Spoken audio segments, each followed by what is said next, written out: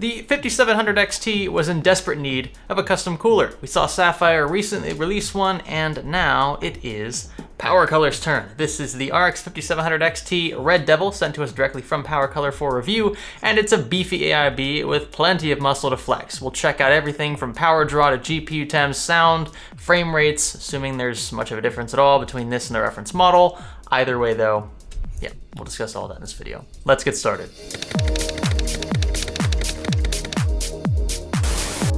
Thermal Grizzly's Carbonaut pads offer peace of mind, ease of installation, and industry-standard performance in a market crowded with mediocre thermal compounds. Our own testing confirms that they conduct heat appropriately and provide a safe and consistent membrane between the die or IHS and cooler. Best of all, you can grab them in several sizes and reuse them as many times as you'd like. Carbonaut pads are a peace of mind in my book, and they're very consistent, and that's why I use them for CPU testing. Check them out via the link below. Now, to be clear, I don't expect much of a difference in terms of raw performance between the reference and AIB cards, and that's perfectly fine, right? The 5700 XT as it stands is already an extremely competitive card in this space. We just need a better cooling solution, and looks like this one's gonna check off that box. That's where the Red Devil comes in play. PowerColor's added a custom board, custom heatsink, and a custom design to this particular card here, and I've got to say, it's not too bad. Aesthetically, I think I'd still prefer the Asus or Gigabyte cards. Those vendors have pretty much, in my opinion, perfected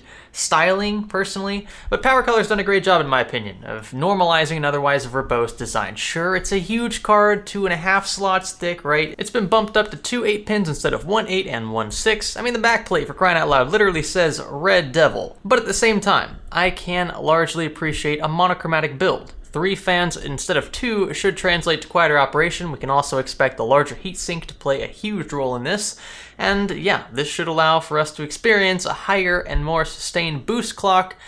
But even if it doesn't, I'm kind of content with performance as it was in the reference card.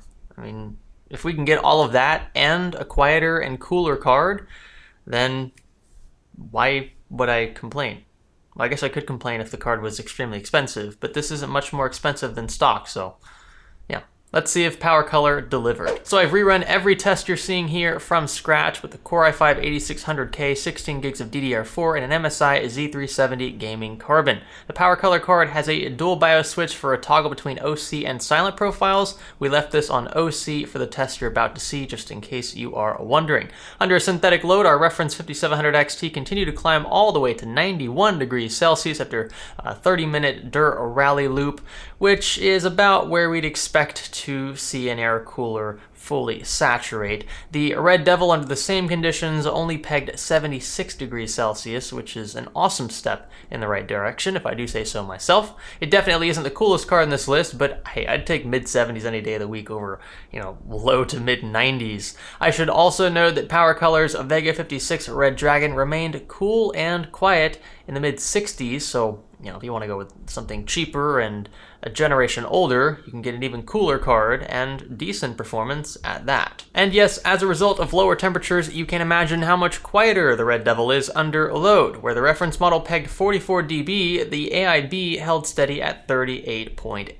decibels. This brings it under PowerColor's Vega 56 card with a stock fan curve, and there isn't much coil on it all with this one, which is nice. The Vega 56 card did have a bit of that. So you're trading a bit of sound for a cooler card, and you could certainly tweak curves for your ideal setup. By the way, the Red Devil will shut off fans entirely when idling. This is pretty standard nowadays, but I thought you should know that. But you shouldn't hear anything at all from the graphics card unless it does endure a sustained load. Now, as for games, I'll show you a few tests I ran, and I say few because it really didn't take much to conclude that this card doesn't radically improve much in the way of frame rates. I did notice some bumps here and there. Grand Theft Auto 5 gave me exactly the same averages, 1% lows and 0.1% lows, but every other game varied to a small extent. By the way, we're sitting comfortably under 2000 megahertz boost with the Red Devil, only 50 megahertz up from reference, and that doesn't translate to any substantial gains in these graphs. Dirt Rally and Assassin's Creed Odyssey replaced F1 2017 and Witcher 3 from my previous videos by popular demand, by the way, and I feel like these games have less inherent bias overall, despite Dirt Rally being advertised as an AMD title. And funny enough, Dirt Rally actually preferred the NVIDIA cards, so whoop-de-doo.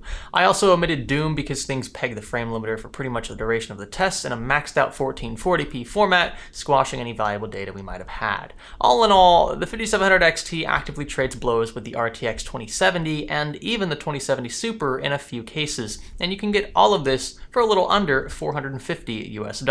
Now, as for which you should choose, it's honestly going to come down to software, temps, bundle deals, price, a lot of things, right? Many variables at play here. Last week, a few beefy variants of the RTX 2070 from MSI were selling for as little as $440 and included a few decent games kind of as a bundle for no extra charge, right? In that case, it's a toss-up. But the problem is these kinds of deals rarely last and are infrequent at best. The great thing about these 5700 XT variants is that their MSRPs are already this low to begin with, meaning inventory levels aside, these prices should drop even further in the future. That, or we'll at least see some cool bundles closer toward the holidays. Now look, before you guys start yelling, you're an NVIDIA shill, or even the opposite of that. I haven't really been called an AMD shill lately, but I'm sure that's a possibility given the internet. Let's just make a few things clear, I should say. First, NVIDIA doesn't pay my bills, neither does AMD. I don't get paid anything by either company. We might have done things with them in the past, but that really is a level playing field between both of them. Second, it comes down to the numbers for me. It's really all I care about. I'm going to recommend what I think best suits my budget-conscious audience. Point blank, that's it. The 5700 XT and RTX 2070 are neck and neck in a lot of these tests, except in the temperatures. AIB 2070 cards run objectively cooler, and thus quieter under load. Heck, our 2070 Super from Gigabyte was extremely quiet under load. Basically ambient. I was a little over ambient. And if this is something you value, then all other things equal, I'd recommend an RTX 2070. Not necessarily the Super variant at around 500 USD. We discussed this in this video right here, but the regular 2070 for closer to $400 is a compelling offer.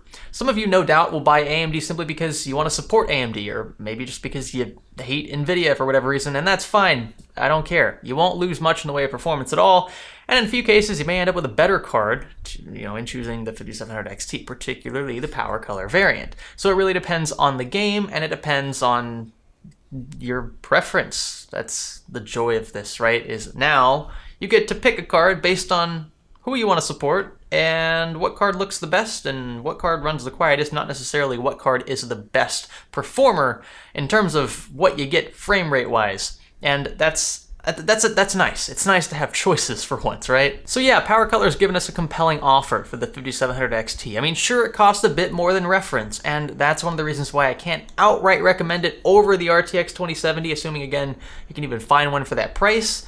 But nonetheless, we finally have competition again in this space, and what a frickin' relief. So for a TLDR, all of my thoughts remain the same as they were in our initial 5700 XT review, that's this video right here, minus the complaints about temperature and noise, which were really the only complaints in the video, if I recall correctly. And even though this one here costs a bit more than the reference model, I'd say it is well worth it. You can find the Red Devil linked below along with other cards tested in this video if you're interested. If you guys like this video, give this one a thumbs up. I appreciate it. You can subscribe for more. You can become a member if you're feeling especially fancy, and I will catch you in the next one. This is Science Studio. Thanks for learning with us.